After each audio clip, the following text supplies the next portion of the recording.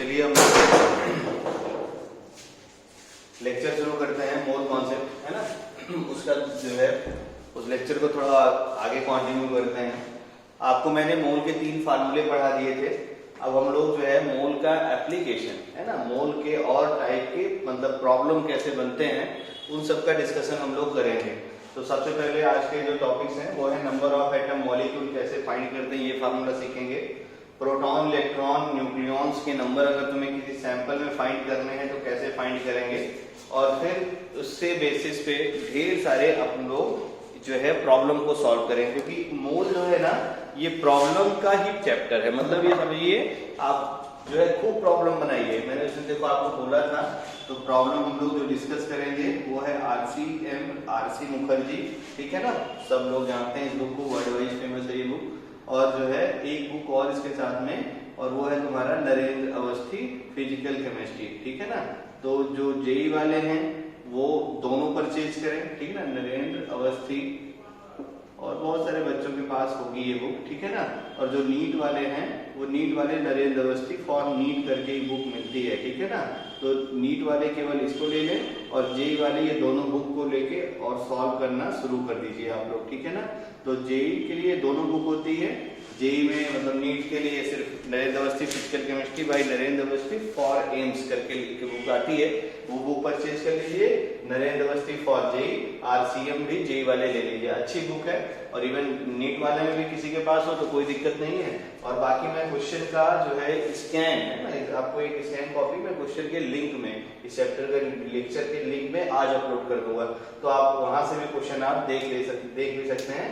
वो परचेज ना भी करेंगे तो काम चल जाएगा, ठीक है ना। तो चलिए है ना, बिना टाइम पास किए हुए हम लोग ये वाले फार्मूले से शुरू करते हैं, ठीक है ना।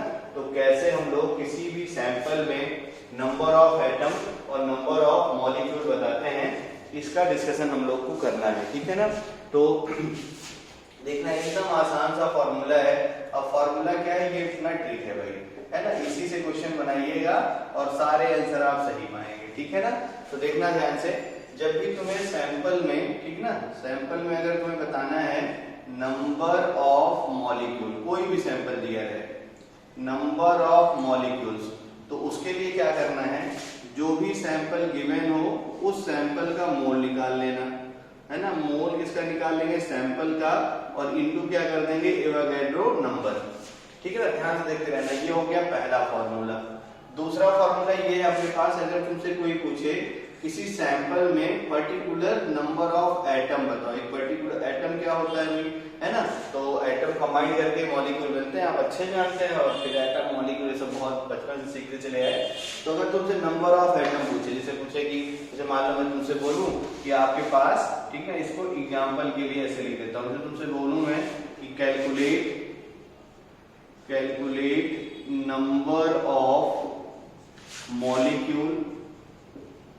Number of molecule in 32 gram of CH4, ठीक है ना। आपको ये क्वेश्चन दे दिया कि आप 32 ग्राम CH4 में नंबर ऑफ मॉलिक्यूल बताओ, ठीक है ना।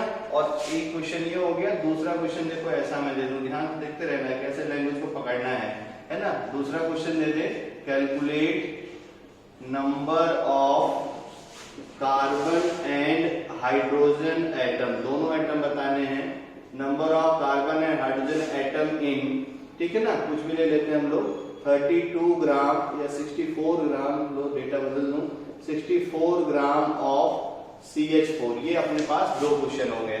क्या करना है, CH4 में आपको मॉलिक्यूल बताना है और CH4 में कार्बन हाइड्रोजन के एटम बताने हैं। तो मॉलिक्यूल के लिए फार्मूला क्या है, सैंपल का मोल और एवोगैड्रो नंबर। और पर्टिकुलर आइटम की जब बात करेगा तो क्या करना है, जो सैंपल दिया है, आसान सा देखो, छूमंतर है ये, है ना, मतलब ये ट्रिक है, सारे आंसर सही बताएगा तुम्हें। सैंपल का मोल इनटू क्या कर देना है, एटॉमिसिटी, है ना, इनटू क्या कर देंगे हम लोग, एटॉमिसिटी, और इनटू क्या कर देंगे, देखो एवोगैड्रो नंबर, ठीक है ना। अब देखो एटॉमिसिटी आप अच्छे से जानते हैं, एटॉमिसिटी क्या होता है, number of particular atom present in the molecule is called as atomicity, ठीक है ना। जैसे कोई एग्जांपल करके मैं लिख दूं, जैसे मैं बोलूं CH4, है ना, CH4 में पूछूं कि जरा एटॉमिसिटी कार्बन की बताइए कितना है, तो एटॉमिसिटी ऑफ कार्बन अगर लिखना है कितना हो गया, क्या बोला मैंने, देखो number of particular atom present in the molecule. कितने नंबर पे कार्बन है, एक ही नंबर है ना कार्बन का, तो यानी एटॉमिसिटी कार्बन कितनी हो गई 1। ऐसे पूछो तुमसे एटॉमिसिटी ऑफ हाइड्रोजन बताओ सैंपल में कितना है, बोलो 4। क्लियर हो गया होगा। एक और देख लो, जैसे मैं तुमसे बोलूं कि H2SO4 सैंपल है, इसमें हमें बताना है एटॉमिसिटी हाइड्रोजन की कितनी है, एटॉमिसिटी ऑफ हाइड्रोजन कितना बोलो 2। समझ में आएगा ना सबको। एटॉमिसिटी ऑफ सल्फर कितनी बोलो 1। एटॉमिसिटी ऑफ ऑक्सीजन अगर बोलो तो कितना हो गया 4। आई होप क्लियर हो गया होगा। तो ये दो फार्मूले हैं नंबर ऑफ मॉलिक्यूल बताने के और नंबर ऑफ एटम बताने के, ठीक है ना। तो आप देखो ध्यान से, एकदम आसान क्वेश्चन में कुछ करना ही नहीं है। Calculate the number of molecule in 32 gram of CH4। क्या करेंगे, सबसे पहले मोल निकालेंगे कि सैंपल अपने को 32 ग्राम CH4 दे रखा है, तो मोल का कौन सा फार्मूला रहेगा बोलो, वेट गिवन है तो फार्मूला कौन सा, वेट वाला। तो फार्मूला क्या हो गया भाई, given weight divided by molar mass. CH4 का मोलर मास कितना 16, मोल कितने आ गए 2। अब क्या बताना है, देखो नंबर ऑफ मॉलिक्यूल। तो नंबर ऑफ मॉलिक्यूल का फार्मूला क्या होता है, सैंपल का मोल इनटू एवोगाड्रो नंबर, यानी 2Na। आंसर हो गया। अगर मान लो डिजिट में लिखा रहा है नंबर, तो 2 इंटू 6.02 इंटू क्या हो गया 10⁻23, और सॉल्व करके लिख लो तो 12.04 इंटू कितना हो गया 10⁻23। क्लियर, कितना आसान है ना।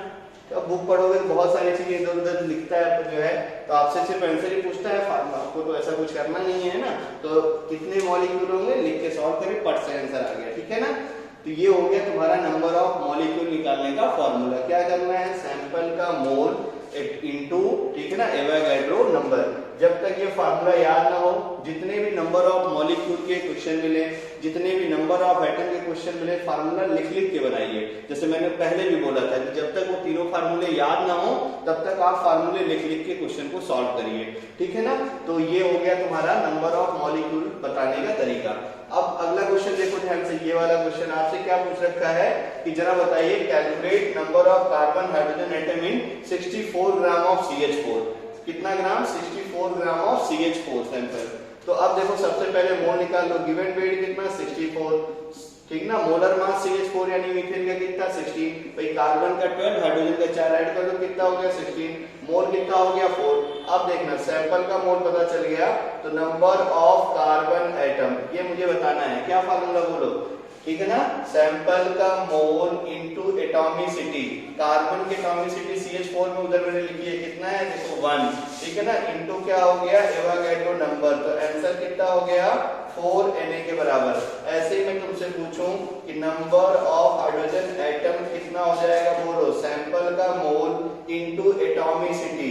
एटॉमिसिटी हाइड्रोजन की CH4 में कितनी है, 4 एटम हाइड्रोजन, इनटू क्या हो गया देखो एवोगाड्रो नंबर। तो यानी हाइड्रोजन के एटम कितने हो गए 16Na के बराबर। अब Na की वैल्यू रख दीजिए, आपको अगर डिजिट में आंसर है तो कोई दिक्कत नहीं होगी। आई होप ये बहुत अच्छे से क्लियर होगा, ठीक है ना। नंबर ऑफ मॉलिक्यूल फार्मूला साथ साथ बोलो, क्या, मोल सैंपल का इनटू एवोगाड्रो नंबर। एटम पूछेगा तो फार्मूला बोलो साथ साथ, क्या, number of atom, particular atom equal to क्या होता है, sample of mole into atomicity into Avogadro number. Atomicity क्या होती है, ठीक ना, number of particular atom present in the molecule is called as atomicity. तो आई होप यहाँ तक आपको बहुत अच्छे से क्लियर हो गया होगा, ठीक है ना।